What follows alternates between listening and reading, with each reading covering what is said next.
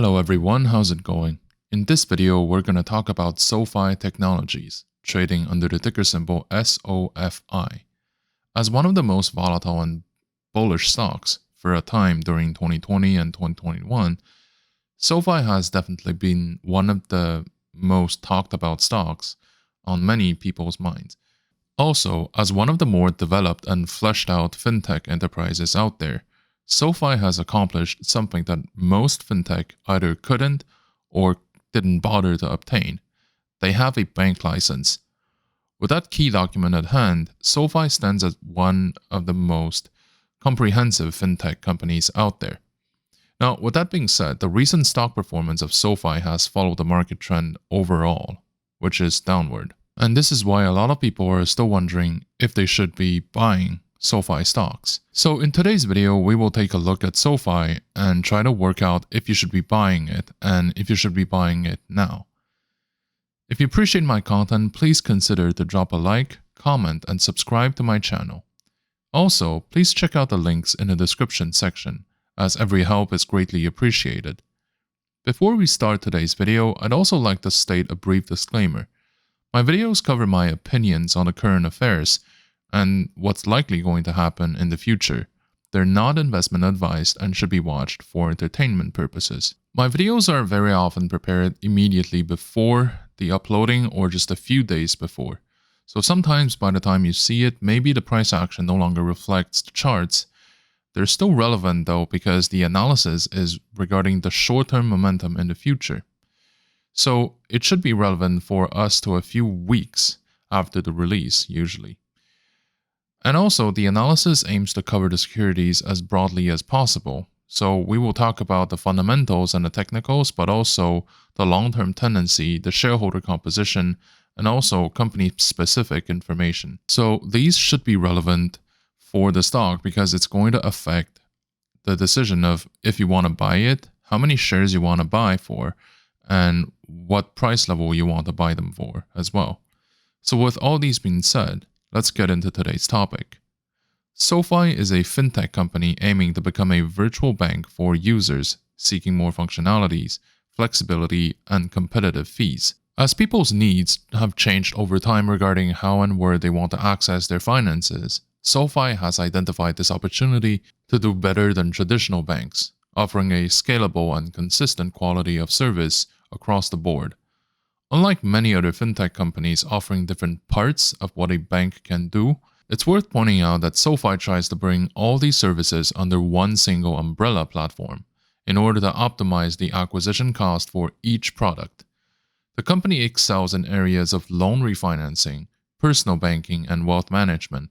It's been recently under some selling pressure due to the student loan moratorium and also the morose economic environment. So despite the challenging environment of the economies around the world, it's not always just bad news for financial institutions, such as SOFI. On one hand, people are more aware of financial fees that traditional banks are charging, and many are looking for alternatives, given that recession often forces people to think otherwise about their spendings. SOFI might be one of the companies that can satisfy this need for better fees.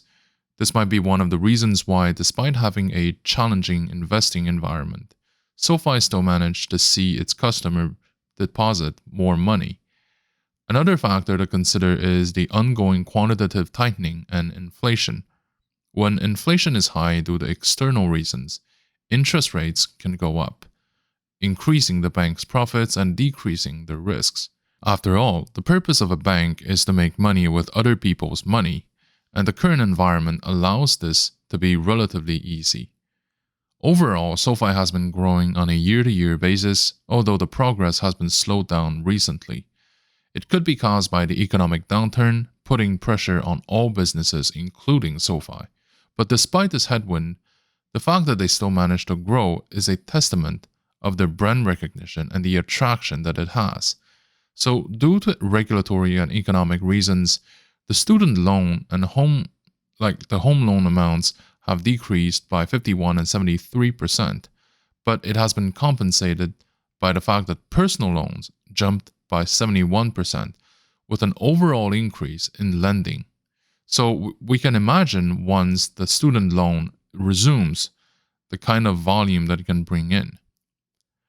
So currently, I would say that SoFi is trying to reach above $5, which is a psychological significant price level for the stock. And if it goes up to 5, this can be a major catalyst to test the 6 and then the 7 and maybe 10. Um, it has been slowly going up over the past month, which has seen the stock going up by more than 5%. Overall, the price seems to be enjoying some mechanical rebounds after a prolonged period of sell off. So SoFi remains a stock that's dependent on the market trends, and 2023 should provide a clearer insight on its potentials in the financial market and if it can grow as big as many think it would. On the long-term stock performance of SoFi, I would say that it's been pretty much like any other major stocks on the Nasdaq over 2022. Disappointing. The stock has been down by 70% since the beginning of the year, mainly caused by the moratorium of student loan, which is a major part of their lending business. The information that's available on the subject suggests that the US Department of Education has extended the moratorium up to January 2023, meaning there could be additional needs from students in the years to come. With that being said, it's worth mentioning that the personal loan already filled up the gap left by the student loan initially, and that this means that there can be a huge upward growing room for the business. What also brings down SoFi stock and arguably keeps it down is that the market sentiment is very bearish, regardless of what it does. The Nasdaq, much like other major indexes around the world, has now lost most of the gains made during the years between 2020 to 2022. This would suggest that the market has come back to the predictions that by the end of 2019 regarding the world economy were expected to go into some recessions, but without the worries of inflation and armed conflicts. So this is why it might be even worse. The probability of entering into a recession in 2023 and beyond is considered to be high, which would bring the valuations of many securities, but especially the equity growth of companies, even lower. Basically, what lies ahead for SoFi is the possibility of a partial recovery for the student loan business, but also a market-wide pressure due to the economic weaknesses across the economies. With that being said, because SoFi fell so much than the rest of the market, I don't believe that its share price is going to keep falling below like the $4 level. With that being said, let's also take a look at the financials and see what the numbers tell us. Regarding the profitability, SoFi is incurring a net loss for the time being, mostly because of the interest expense for the deposits as well as the equipment amortization, which is non-cash.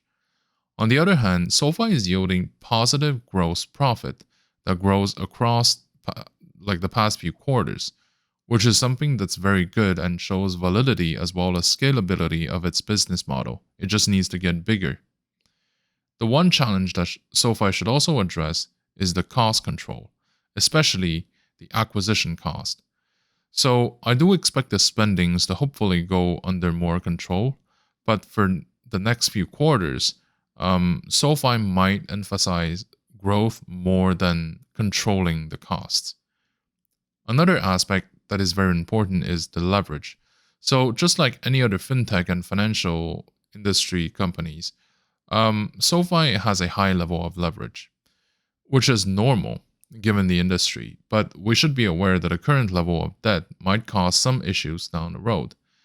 This is already showing given that the part of equity in SoFi's operations has been reducing over the past 3 quarters, which can be a sign that the funds borrowed might not have been used for maximum efficiency. The third aspect to look at would be the cash flows. And in this part, of course, it's doing a decent job. It's a fintech company. The free cash flows as well as cash flow from operations are positive, which are huge. These would suggest that the company can self-sustain itself over its own cash reserves, bringing down the possibility of dilutions. When we take a look at the company's ratios, it's easy to see that SoFi has been lagging behind in the valuation part, with almost every single valuation ratio going back over the course of 2022. This means that the company is not growing as fast as it should be, which is normal given the unfavorable market conditions, as well as the student loan moratorium. But we should be aware that SoFi is losing value on paper, and we should see whether the situation can rectify itself in this year. So, regarding the company's profitability ratios, things are being stabilized, and in some perspectives, going above the break even line. In that sense, it is definitely like an improvement over time, but we should see whether SoFi can control its costs better in the periods to come. And for that, the gross margin and the EBITDA percentage are going to matter the most. So, regarding the shareholder composition, currently about 35% of their float is controlled in the hands of institutions. This would suggest that the retails being more numerous than the institutionals, the stock is going to be volatile, or at least having a higher volatility than many other titles with like higher institutional participation. With that being said, I do believe that SoFi at that stage can be an investment. So we should point out that about 38% of the stock is also owned by insiders, which also offers an additional layer of reassurance to shareholders.